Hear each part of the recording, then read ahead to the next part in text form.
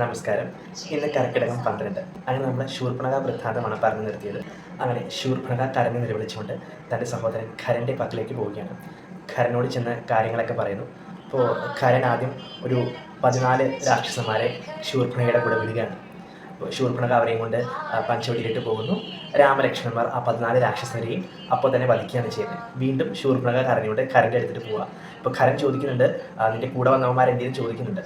അപ്പോൾ പറയുന്നുണ്ട്, അവരെ രാമലക്ഷ്മണന്മാർ വധിച്ചു കളഞ്ഞു എന്ന് പറയുന്നുണ്ട്. അപ്പോൾ ആ ദേഷ്യത്തിൽ ഖരൻ എന്ത് ചെയ്തെന്ന് അറിയാമോ? തൻ്റെ സഹോദരന്മാരായ ദൂഷണനെയും ത്രിശരസിനെയും ശൂർപ്പണഖയുടെ കൂടെ പറഞ്ഞുവിടുകയാണ്.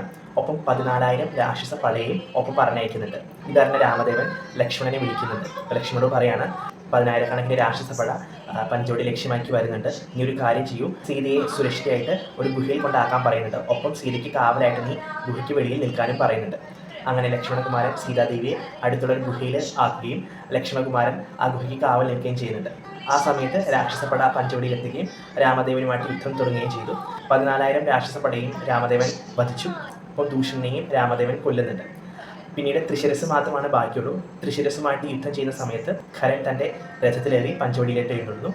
പിന്നീട് ഖരനും ത്രിശിരസുമായിട്ടുള്ള ഘോരമായുള്ള യുദ്ധം പഞ്ചവടിയിൽ നടക്കുകയാണ്. അങ്ങനെ ആ യുദ്ധത്തിൻ്റെ അവസാനം രാമദേവൻ ത്രിശിരസിനെയും ഖരനെയും വധിക്കുന്നു. അങ്ങനെ അവർ മോക്ഷപ്രാപ്തി ലഭിച്ച് ഭൂമിയിൽ നിന്ന് പോവുകയാണ്.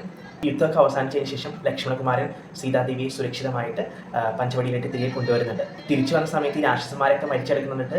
സീതാദേവി ആകെ ഭയന്നു പോയി. അപ്പോൾ ശ്രീരാമദേവൻ ലക്ഷ്മണകുമാരനെ വിളിച്ച് പറയുന്നുണ്ട്, കുമാര, നീ നമ്മുടെ മുനിമാരോട് ചെന്ന് പറയുക, അവരെ ഇത്രയും നാൾ ഉപദ്രവിച്ചുകൊണ്ടിരുന്ന എല്ലാ രാക്ഷസന്മാരെയും നമ്മൾ വധിച്ചിട്ടുണ്ടെന്ന് അവരോട് ചെന്ന് പറയുന്നുണ്ട്. അങ്ങനെ ലക്ഷ്മണകുമാരൻ മുനിമാരുടെ ആശ്രമത്തിലേക്ക് പോവുകയും മുനിമാരുടെ കാര്യങ്ങളെല്ലാം വിശദീകരിക്കുകയും ചെയ്യുന്നുണ്ട്.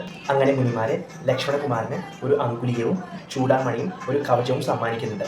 അങ്കുലീയം ശ്രീരാമദേവനും ചൂടാമണി സീതാദേവിയും കവചം ലക്ഷ്മണകുമാരനും ധരിക്കുകയാണ് ചെയ്യുന്നത്. ശൂർപ്പണഖ അപ്പോൾ വീണ്ടും ദേഷ്യത്തിലായി. കാരണം ശൂർപ്പണഖയ്ക്ക് രാമലക്ഷ്മണന്മാരെ വിവാഹം കഴിക്കാനായിട്ട് ലഭിച്ചതുമില്ല, തൻ്റെ സഹോദരന്മാരെല്ലാം മരിച്ചു പോവുകയും ചെയ്തു. അപ്പോൾ വീണ്ടും ആ ദേഷ്യത്തിൽ നിലവിളിച്ചുകൊണ്ട് തൻ്റെ മൂത്ത ജ്യേഷ്ഠനായിട്ടുള്ള ലങ്കാധിപതി രാവണൻ്റെ പക്കലേക്ക് ശൂർപ്പണഖ ചെല്ലുകയാണ്.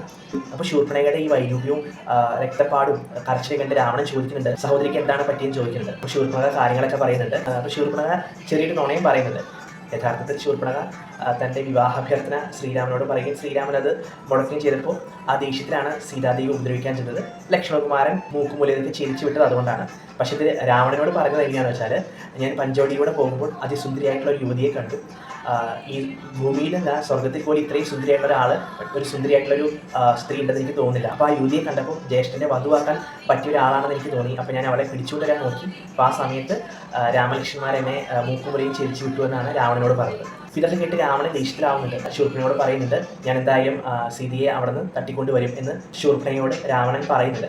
രാവണൻ ആലോചിക്കുന്നുണ്ട് എങ്ങനെയാണ് അവിടെ നിന്ന് കൊണ്ടുവരേണ്ടത്. ആലോചിച്ചിരിക്കുന്ന സമയത്താണ് മാരീചനെ രാവണന് ഓർമ്മ വരുന്നത്. അങ്ങനെ രാവണൻ മാരീചന്റെ ആശ്രമത്തിലേക്ക് പോവുകയാണ്. രാവണനെ കണ്ട മാരീചൻ ഒന്ന് ഭയക്കുന്നുണ്ട്, എന്തിനാണാവോ വരുന്നതെന്ന് അറിയത്തില്ലല്ലോ.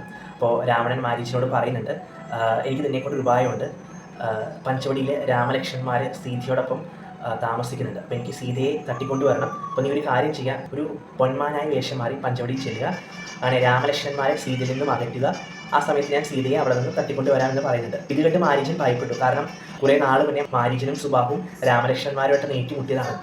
ആ സമയത്ത് സുബാഹുവിനെ രാമൻ വധിക്കുകയും മാരീചൻ വേഗം അവിടെ നിന്ന് ഓടി രക്ഷപ്പെടുക ചെയ്തത്. മാരീചന് മനസ്സിലായി അത് മനുഷ്യനല്ല, മഹാവിഷ്ണു തന്നെയാണെന്ന് മനസ്സിലായി. അപ്പോൾ രാവണനോട് പറയുന്നുണ്ട്, ഞാനത് ചെയ്യില്ല, ഞാനങ്ങനെ ചെയ്യില്ല എന്ന് രാവണനോട് പറയുന്നുണ്ട്. അപ്പോൾ രാവണൻ പറയുകയാണ്, നീ ചെയ്യുന്നില്ലെങ്കിൽ നീ എൻ്റെ വാളിന് ഇരയാകും, നീ ഞാൻ പറയുന്ന പോലെ അനുസരിക്കുകയാണെങ്കിൽ നിനക്ക് ബാക്കിയുള്ള കാലം സുഖമായിട്ട് ജീവിക്കാമെന്ന് പറയുന്നുണ്ട്. അപ്പോൾ മാരീചൻ മനസ്സിൽ പറയുന്നുണ്ട്, ഒന്നെങ്കിൽ രാമബാണത്താൽ ഞാൻ മുക്തി നേടണം, അല്ലെങ്കിൽ ഈ അസുരൻ്റെ അല്ലെങ്കിൽ ഈ രാവണൻ്റെ വാളിന് ഇരയാകും. അതിലും നല്ലതാണ് രാമബാണത്താൽ ഞാൻ എൻ്റെ ജീവിതം മുക്തി നേടുന്നതെന്ന് വിചാരിച്ച് മാരീചൻ സമ്മതിക്കുകയാണ്. അപ്പം രാവണൻ പറയുന്നുണ്ട്, അങ്ങനെയാണ് ഞങ്ങൾക്ക് ഇപ്പോൾ തന്നെ പഞ്ചവടിയിലിട്ട് പോകാമെന്ന് പറഞ്ഞ് പുഷ്പവിമാനത്തിൽ രാവണനും മാരീചനും കൂടെ പഞ്ചവടിയിലിട്ട് പോവുകയാണ്. ഇതൊക്കെ മനസ്സിലാക്കിയ രാമദേവൻ സീതാദേവി വിളിക്കുന്നുണ്ട്. സീതാദേവി വിളിച്ചിട്ട് പറയാണ്, ലങ്കയിൽ നിന്ന് രാവണൻ പഞ്ചവടിയിലിട്ട് വരുന്നുണ്ട്, ദേവിയെ തട്ടിക്കൊണ്ട് പോകാനാണ് വരുന്നത്. അപ്പോൾ ദേവി ഒരു കാര്യം ചെയ്യും, അഗ്നിമണ്ഡലത്തിൽ മറിഞ്ഞിരിക്കും, എന്നിട്ട് മായാസുരി ഈ പർണശാലയിൽ നിർത്തിയിട്ട് പോവുക. രാവണ വധം കഴിഞ്ഞാൽ തിരിച്ചു വരുമ്പോൾ ദേവി അഗ്നിമണ്ഡലത്തിൽ നിന്നും തിരിച്ചു വന്നാൽ മതി എന്ന് പറയുന്നുണ്ട്. അങ്ങനെ സീതാദേവി അഗ്നിമണ്ഡലത്തിൽ മറിയുകയും പകരം മായാസീതയെ പർണശാലയിൽ നിർത്തുക ചെയ്യുന്നത്. അങ്ങനെ രാവണൻ പഞ്ചവടിയിലേക്ക് മാരീചനോടൊപ്പം വരുന്നു. അങ്ങനെ മാരീചൻ ഒരു പൊന്മാനായി മാറി സീതാദേവിയുടെ മുന്നിലൂടെ ഓടിക്കളിച്ച് നടക്കാണ്. അപ്പോൾ ഇത് കണ്ട സീതാദേവിക്ക് ഭയങ്കര സന്തോഷം തോന്നി. കാരണം എവിടെയും കാണാത്ത തരത്തിലുള്ള നല്ലൊരു പൊന്മാൻ, ഒരു കുട്ടിത്തം നിറഞ്ഞൊരു പൊന്മാൻ. അപ്പോൾ ശ്രീരാമനോട് സീതാദേവി പറയുന്നുണ്ട്, എനിക്ക് ആ പൊന്മാനെ പിടിച്ചു തരുമെന്ന് ചോദിക്കുന്നുണ്ട്.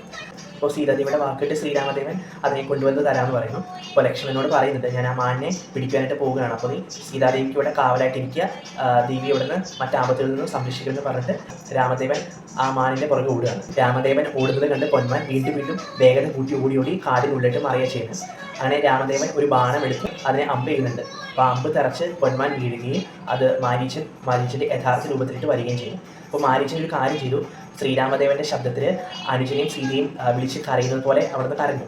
അപ്പോൾ ഇത് കണ്ട് സീതാദേവിക്ക് ഭയമായി. ഇപ്പോൾ സീതാദേവി ലക്ഷ്മണകുമാരനോട് പറയുന്നുണ്ട്, ലക്ഷ്മണ, ശ്രീരാമദേവൻ്റെ ശബ്ദമാണല്ലോ കേൾക്കുന്നത്, ദേവനെന്തോ അപകടത്തിൽപ്പെട്ടിട്ടുണ്ട്, ഒരു രക്ഷിച്ചുകൊണ്ട് വരാൻ പറയുന്നുണ്ട്. അപ്പോൾ ലക്ഷ്മണകുമാരൻ പറയുന്നുണ്ട്, ജ്യേഷ്ഠൻ അങ്ങനെ യാതൊരു അപകടത്തിലും പെടില്ല, അത് എന്തെങ്കിലും മായയായിരിക്കും, ജ്യേഷ്ഠൻ എന്തായാലും തിരിച്ചു വരുമെന്ന് പറയുന്നുണ്ട്. അപ്പോൾ സീതാദേവി പറയുന്നുണ്ട്, ഇല്ല, നീ എന്തായാലും പോയി രക്ഷിച്ചിട്ട് വരികയെന്ന് പറഞ്ഞ് സീതാദേവി ലക്ഷ്മണനെ ആ കാട്ടിലേക്ക് ശ്രീരാമദേവനെ രക്ഷിക്കാനായിട്ട് പറഞ്ഞു വിടുകയാണ്.